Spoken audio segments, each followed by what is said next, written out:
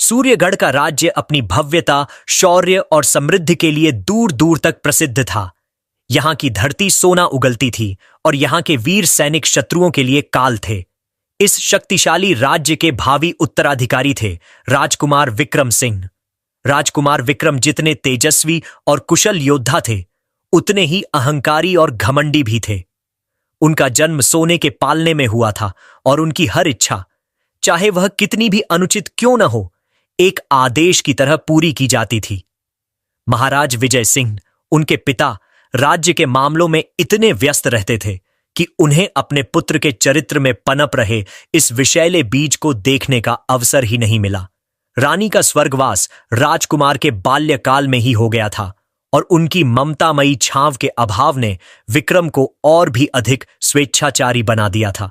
राजकुमार विक्रम का अहंकार उनके बचपन से ही प्रकट होने लगा था। उनके लिए दुनिया दो भागों में बंटी थी। एक वह स्वयं और दूसरे वे सब जो उनकी सेवा के लिए बने थे। उनके इस व्यवहार का सबसे कटु अनुभव गांव की छोटी छोटी बच्चियों को होता था, जो सरयू नदी के तट पर पानी भरने या मिट्टी लेने आती थीं। गांव के किनारे सरयू नदी के पास एक छोटा सा कुम्हारों का मोहल्ला था। वहीं रहता था हरिराम, एक कुशल लेकिन गरीब कुम्हार। उसकी एक बेटी थी मृदुला। मृदुला का नाम उसके स्वभाव के अनुरूप ही था, कोमल और शांत।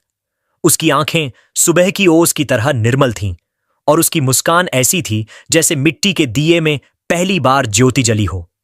वह अपने पिता के साथ मिट्टी के बर्तन बनाने में मदद करती थी। उसकी छोटी छोटी उंगलियां जब गीली मिट्टी पर फिरतीं तो बेजान मिट्टी भी जैसे जीवंत हो उठती थी। हर सुबह मृदुला अपनी सहेलियों के साथ नदी से ताजा पानी भरने और बर्तनों के लिए चिकनी मिट्टी लाने जाती थी। ये उनके दिन का सबसे प्रिय समय होता था, जब वे हंसती खेलती, नदी की लहरों से बातें करती और अपने भविष्य के सुनहरे सपने बुनती। लेकिन अक्सर उनके इस सुखद समय में एक ग्रहण लग जाता था, राजकुमार विक्रम का आगमन। राजकुमार विक्रम अपने मित्रों और अंगरक्षकों के साथ घोड़ों पर सवार होकर नदी के किनारे सैर करने आते। जब उनकी दृष्टि पानी भरकर लौटती इन छोटी बच्चियों पर पड़ती तो उनके भीतर का शैतान जाग उठता। विशेषकर मृदुला, जो हमेशा अपनी उम्र से अधिक शांत और गंभीर दिखती थी, उनके उपहास का केंद्र बनती। देखो देखो, ये मिट्टी के कीड़े फिर आ गए, राजकुमार अपने मित्रों से कहते और ठहाका लगाते। मृदुला और उसकी सहेलियां डरकर एक ओर हो जातीं, सिर झुकाए हुए, बस यह प्रार्थना करतीं कि राजकुमार का ध्यान उन पर न पड़े। लेकिन ऐसा कभी नहीं होता था। एक दिन मृदुला ने अपने पिता के लिए एक बहुत ही सुंदर घड़ा बनाया था। उस पर उसने फूलों की नाजुक नक्काशी की थी। वह उसे बहुत संभाल कर ले जा रही थी। उसमें नदी का शीतल जल भरकर अपने पिता को दिखाना चाहती थी। तभी राजकुमार विक्रम अपने घोड़े पर सरपट दौड़ते हुए आए। उन्होंने मृदुला को देखा, उसके सिर पर रखे सुंदर घड़े को देखा और उनके चेहरे पर एक क्रूर मुस्कान फैल गई। उन्होंने अपने घोड़े को सीधे मृदुला की ओर दौड़ा दिया। मृदुला घबराकर एक तरफ हटने लगी, लेकिन राजकुमार ने जानबूझकर अपना घोड़ा उसके बहुत पास से निकाला। घोड़े की टाप से उछले पानी और कीचड़ ने मृदुला के कपड़े गंदे कर दिए। लेकिन राजकुमार इतने पर ही नहीं रुके। उन्होंने अपने हाथ में पकड़े छोटे से कोड़े से एक तेज झटका दिया, जो सीधे मृदुला के सिर पर रखे घड़े पर लगा। खन्न की तीखी आवाज के साथ घड़ा टूटकर सैकड़ों टुकड़ों में बिखर गया। मृदुला की महीनों की मेहनत और उसका सपना एक पल में चकनाचूर हो गया। ठंडा पानी उसके सिर से होता हुआ उसके पूरे शरीर को भिगो गया, जैसे उसके अपमान पर आसमान भी रो पड़ा हो। राजकुमार विक्रम और उनके मित्र जोर जोर से हंसने लगे। देखा, मैंने कहा था ना, ये मिट्टी के बर्तन कितने कमजोर होते हैं, इनकी क्या औकात हमारे सामने, विक्रम ने गर्व से कहा। मृदुला की आंखों से आंसू बहने लगे। वह कुछ बोल न सकी, बस बिखरे हुए टुकड़ों को देखती रही जो अब मिट्टी में मिल रहे थे। उसकी सहेलियां उसे संभालने के लिए दौड़ीं, लेकिन राजकुमार के डर से कोई कुछ कह न सका। यह पहली बार नहीं था, ऐसा अक्सर होता था। कभी राजकुमार पत्थर मारकर उनके घड़े फोड़ देते, कभी उनकी इकट्ठी की हुई मिट्टी को अपने घोड़ों से रौंदवा देते। हर बार मृदुला रोती हुई घर लौटती और हर बार उसके पिता हरिराम उसे समझाते, बेटी, मिट्टी का स्वभाव ही टूटना और फिर से जुड़ना है, जो तोड़ता है वह अपनी शक्ति का घमंड करता है, लेकिन जो बनाता है वह धैर्य और प्रेम का सृजन करता है। तुम बनाने वाली हो, सृजन करता। दुखी मत हो। पिता की बातें मृदुला को सांत्वना तो देती थीं, लेकिन उसके कोमल मन पर राजकुमार के अत्याचारों के घाव गहरे होते जा रहे थे। वह राजकुमार के नाम से ही कांपने लगती थी। उसके लिए राजकुमार विक्रम सिंह सिर्फ एक नाम नहीं, बल्कि अहंकार, क्रूरता और अन्याय का प्रतीक थे। समय बीतता गया। विक्रम और मृदुला दोनों बड़े हो रहे थे। विक्रम शस्त्र और शास्त्र विद्या में पारंगत हो रहे थे, लेकिन उनका अहंकार भी हिमालय की तरह ऊंचा होता जा रहा था। वहीं मृदुला अब एक नव युवती थी। उसका सौंदर्य ऐसा था जैसे किसी कवि की सबसे सुंदर कल्पना साकार हो गई हो। उसकी आंखों में अब भी वही निर्मलता थी, लेकिन साथ ही एक गहराई भी आ गई थी जो जीवन के अनुभवों से आती है। वह अब भी अपने पिता के साथ मिट्टी के बर्तन बनाती थी, और उसके बनाए बर्तन पूरे राज्य में प्रसिद्ध थे। लोग कहते थे कि मृदुला के हाथों में जादू है। वह मिट्टी को नहीं, बल्कि भावनाओं को आकार देती है। लेकिन उसने नदी किनारे अकेले जाना लगभग छोड़ दिया था। राजकुमार का भय अब भी उसके मन में था। वह यह नहीं जानती थी कि नियति ने उन दोनों के जीवन की डोर को एक ऐसे सिरे से बांध रखा है जिसकी कल्पना भी वे नहीं कर सकते थे। वर्षों बाद राजकुमार विक्रम अब एक 20 वर्षीय युवा थे। उनका शरीर गट्ठा हुआ था, चेहरा किसी यूनानी देवता की तरह तराशा हुआ, और आंखों में वही पुरानी शाही अकड़ थी। वह शिकार के बहुत शौकीन थे और अक्सर अपने लाव लश्कर के साथ घने जंगलों में निकल जाते थे। उनके तरकश के तीर कभी खाली नहीं जाते थे, और उनके भाले की नोक से कोई भी जंगली जानवर बच नहीं पाता था। यह उनके अहंकार को और भी बढ़ाता था। एक सुनहरी सुबह, जब ओस की बूंदें पत्तों पर मोतियों की तरह चमक रही थीं, राजकुमार विक्रम अपने सबसे तेज घोड़े पवन पर सवार होकर शिकार के लिए निकले। आज उनका मन किसी बड़े शिकार का था, शायद एक बाघ या एक जंगली सूअर। जंगल में प्रवेश करते ही उन्हें एक अजीब सी मधुर ध्वनि सुनाई दी। यह किसी भी पक्षी के चहचहाने से अलग थी, जैसे कोई स्वर्ग से संगीत की धारा बहा रहा हो। राजकुमार ने उत्सुकतावश उस ध्वनि की दिशा में अपना घोड़ा दौड़ाया। कुछ दूर जाने पर एक घनी झाड़ी के ऊपर उन्हें वह दृश्य दिखा जिसने उनकी सांसें रोक दीं। एक छोटा सा पंछी जिसका पूरा शरीर पिघले हुए सोने की तरह दमक रहा था। उसकी आंखें नीलम की तरह नीली थीं और उसके पंख इंद्रधनुषी रंगों से सजे थे। जब वह गाता तो लगता जैसे सैकड़ों वीणाएं एक साथ बज उठी हों।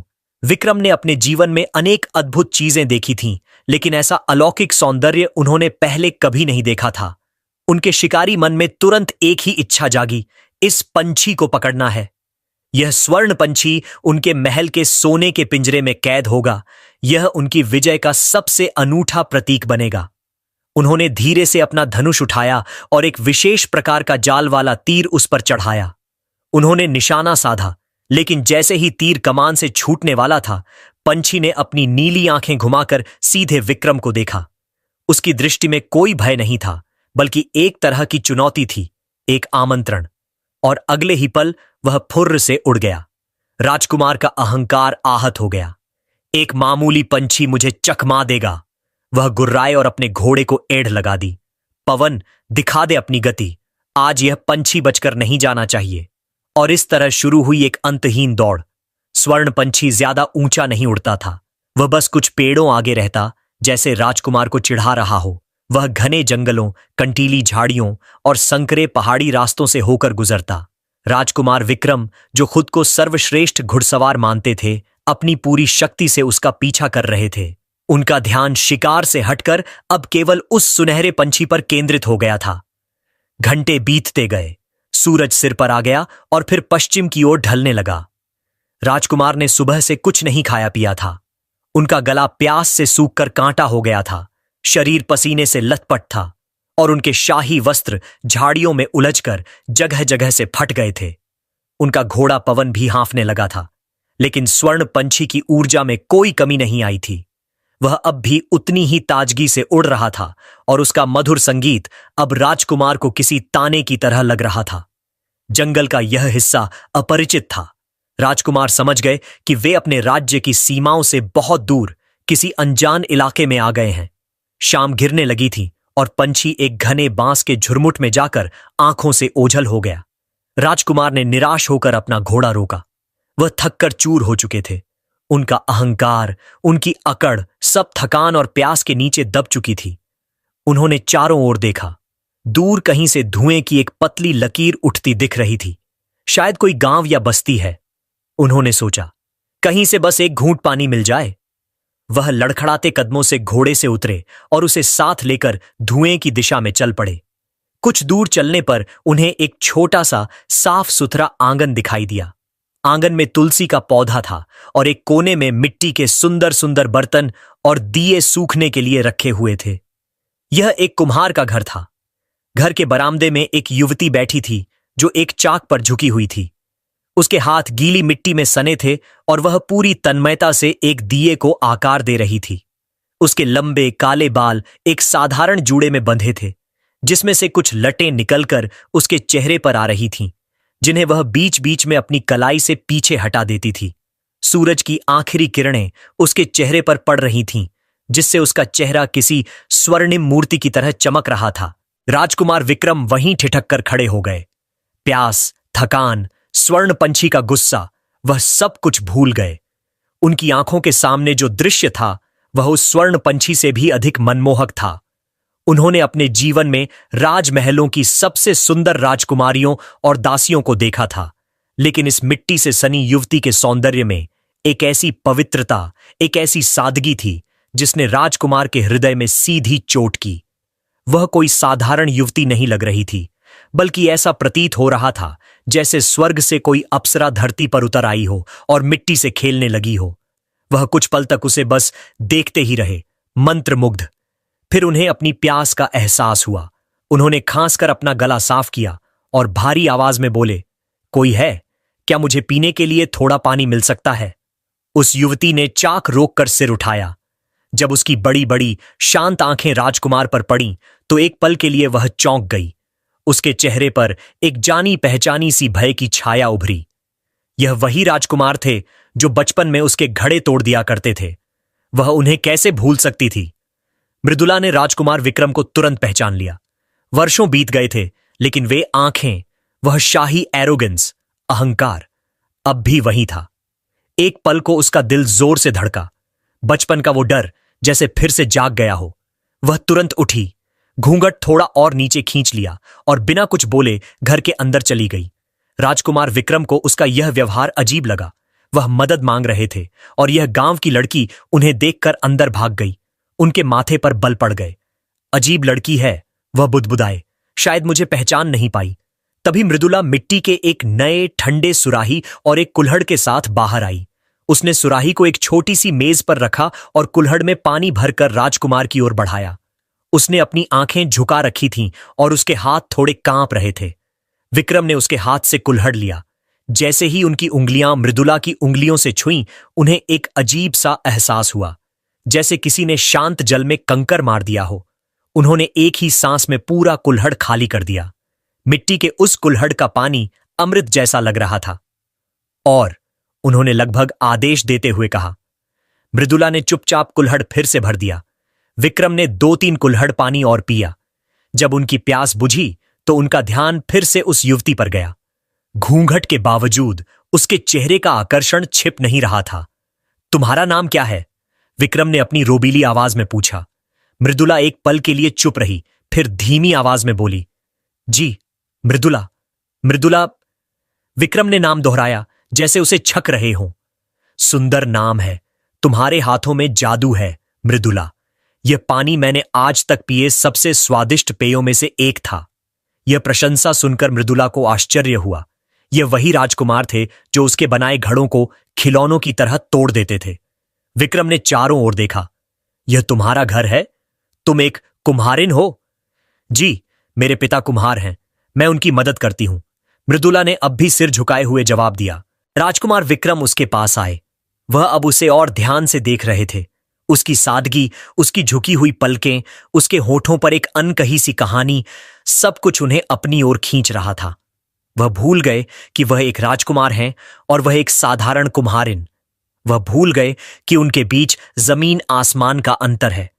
उनके हृदय में एक ऐसी भावना जाग रही थी जिसे उन्होंने पहले कभी महसूस नहीं किया था। यह किसी चीज को जीतने या उस पर अधिकार करने की इच्छा नहीं थी, बल्कि यह कुछ और था, कुछ गहरा, कुछ पवित्र। मृदुला, उन्होंने इस बार थोड़ी नरम आवाज में कहा, जब मैंने तुम्हें पहली बार देखा तो मुझे लगा जैसे कोई अप्सरा मिट्टी से खेल रही हो। तुम्हारा सौंदर्य अलौकिक है। मैं तुमसे। वह अचानक रुक गए। उन्हें खुद अपने शब्दों पर विश्वास नहीं हो रहा था। वह सूर्यगढ़ के भावी महाराज एक कुम्हारिन से अपने दिल की बात कहने जा रहे थे, लेकिन वह खुद को रोक नहीं पाए। मैं तुमसे प्रेम करने लगा हूं मृदुला, उन्होंने एक ही सांस में कह दिया।